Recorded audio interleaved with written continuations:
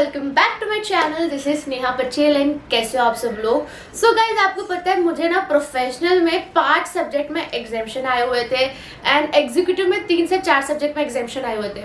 तो मेरे को एक्चुअल में आइडिया लग गया है कि एग्जामिनर क्या देख के आपको 60 प्लस देता है। मेरे को एक सब्जेक्ट में 70 प्लस भी आया था अकाउंट्स में।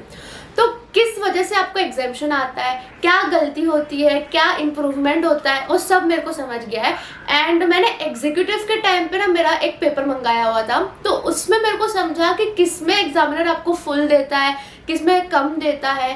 एंड रिसेंटली मैंने मेरी एक फ्रेंड का भी एग्जीक्यूटिव का पेपर्स मंगाया हुआ है, तो उसमें से मेरे को पता चला यार कि किस किस गलतियों की वजह से आपके मार्क्स कट हो रहे हैं। सो बहुत ही मज़ेदार वीडियो होने वाला है, बहुत मज़ा आएगा इस वीडियो में, बहुत सारे सीक्रेट्स खुलने वाले हैं। तो एंड तक देखना, हम ज़्यादा टाइम पास नहीं करते, सीधा वीडियो पे चलते हैं। बट उसके पहले मैं आपको बता दूं कि अनअकैडमी पर mega revision free test series चल रहे हैं फॉर CSET में अटेम्प्ट। ठीक है, यहाँ पर आपको 20 MCQ सॉल्व करने हैं 30 मिनट में। अभी 18 तारीख को करंट अफेयर्स का टेस्ट होने वाला है, जिसमें आप अगर टॉप 3 रैंकर में से आते हो तो आपको 1000 का Amazon का फ्री गिफ्ट मिल सकता है। तो किसके लिए वेट कर रहा है, जल्द से जल्द जाओ और एनरोल करो। So yes guys, back to our video. So जैसे कि मैंने कहा, मैंने मेरी एक फ्रेंड का पेपर मंगाया हुआ है एंड उसमें ना एक्चुअल में मैंने उसको बोला कि मैं तेरा पेपर प्रेजेंट करती हूँ, but she is not quite comfortable. इसलिए मैं आपको ओरली बता देती हूँ कि क्या क्या उसमें मिस्टेक्स थी, क्या क्या इम्प्रूवमेंट्स थे जिसकी वजह से उनके मार्क्स कट हुए। ठीक है, तो सबसे पहला तो उसका कंटेंट सुपर्ब था, बहुत अच्छा पेपर, 2-2, 3-3 पेज का उसने कंटेंट लिखा हुआ था। बट फिर भी 5 मार्क्स के बदले उसको खाली 1 मार्क्स 2 मार्क्स ऐसे ही मिले। क्यों? क्योंकि राइटिंग स्किल्स, उसका जो वे ऑफ प्रेजेंटेशन था वो एक्चुअल में थोड़ा अनप्रोफेशनल था। फॉर इंस्टेंस, सबसे पहली चीज़ जो मैं आपको बताऊंगी वो ये है कि नेवर यूज शॉर्ट फॉर्म्स। जैसे कि कंपनीज एक्ट को आपने एक्ट लिख दिया, फिर second securities and exchange board of India को आपने सेबी लिख दिया, एंड को आपने ऐसा करके एंड लिख दिया। ठीक है, ये सब कुछ चीज़ें हैं जिसकी वजह से ना आपका पेपर बहुत अनप्रोफेशनल लगता है। और एक्चुअल में ज़्यादातर एग्जामिनर्स ऐसा नोटिस नहीं करते, बट क्या पता कौन से एग्जामिनर के पास आपका पेपर जाए। एक्सपेक्ट फॉर द वर्स्ट, ऐसा सोचो कि सबसे स्ट्रिक्ट चेकर के पास आपका पेपर गया है एंड अब आप उस तरीके से पेपर लिखो।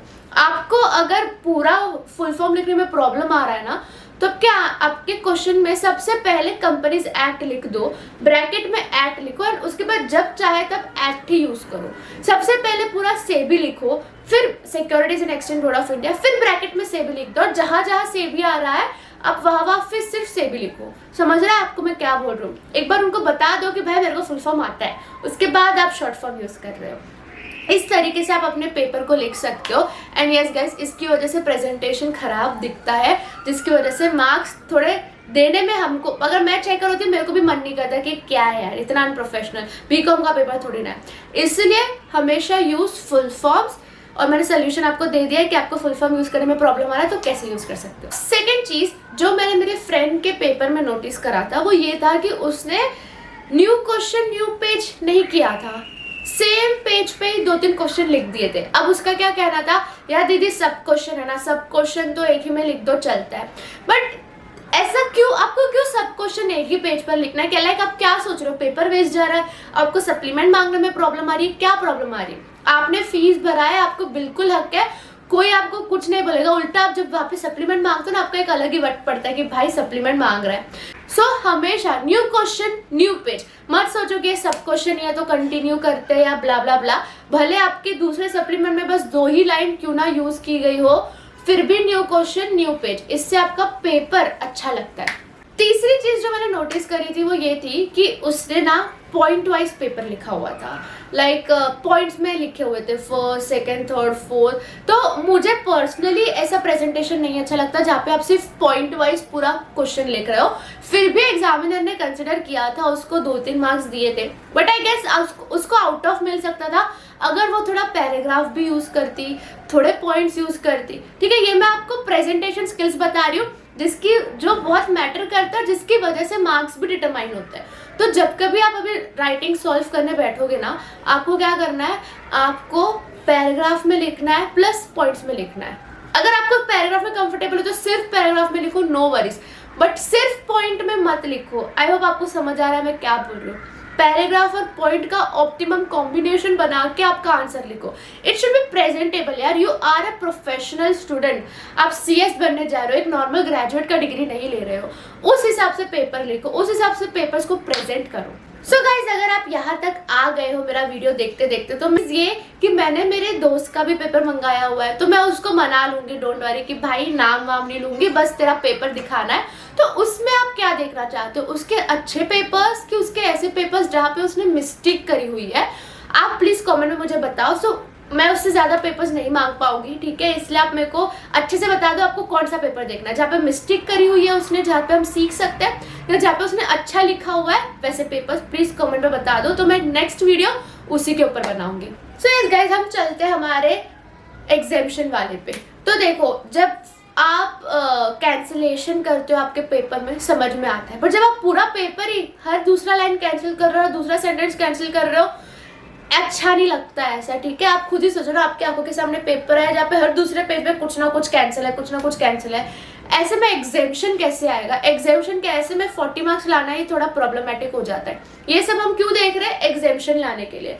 तो आप, और मैं ये क्यों बता रही हूँ, क्या अज्यूम करके बता रही हूँ कि आपका पढ़कर हो चुका है, आप अच्छे से पढ़ रहे हो, आप लिख पाओगे। बस मैं प्रेजेंटेशन स्किल्स बता रही हूँ कि आपको ज्यादा कैंसिल नहीं करना है, ज्यादा स्क्रिबल नहीं करना है, अच्छा नहीं लगता ये सब। और एग्जामिशन तो इस पे आना थोड़ा इम्पॉसिबल हो जाता है। ऑल्सो स्पेस यूज किया करो अपने पेपर में यार, भर भर के स्पेस यूज किया करो, इसलिए नहीं ताकि आपका लेंथी दिखे, इसलिए ताकि आपका क्लीन एंड नीट दिखे पेपर, ठीक है। सो जब आप ये सब पॉइंट्स मायने रखते हुए एक आंसर लिखते हो ना, एकदम अमेजिंग बन जाता है। और मैंने ये सब पॉइंट्स मायने रखते हुए मेरा आंसर लिखा। सो यस गाइस, यही कुछ गलतियां हैं जो आपको नहीं करनी है अगर आपको एग्जामिशन लाना है। आपको हमेशा नया क्वेश्चन नए पेज पर लिखना है, स्पेस ज़्यादा यूज करना है, पैराग्राफ प्लस पॉइंट को ऑप्टिमम कॉम्बिनेशन लेना है, फुल फॉर्म लिखना है, थोड़ा प्रोफेशनल वे में पेपर लिखना है। और कंटेंट, ऑब्वियसली कंटेंट तो आपको खुद ही लिखना पड़ेगा, सोचना पड़ेगा कैसे प्रेजेंट कर रहे हो।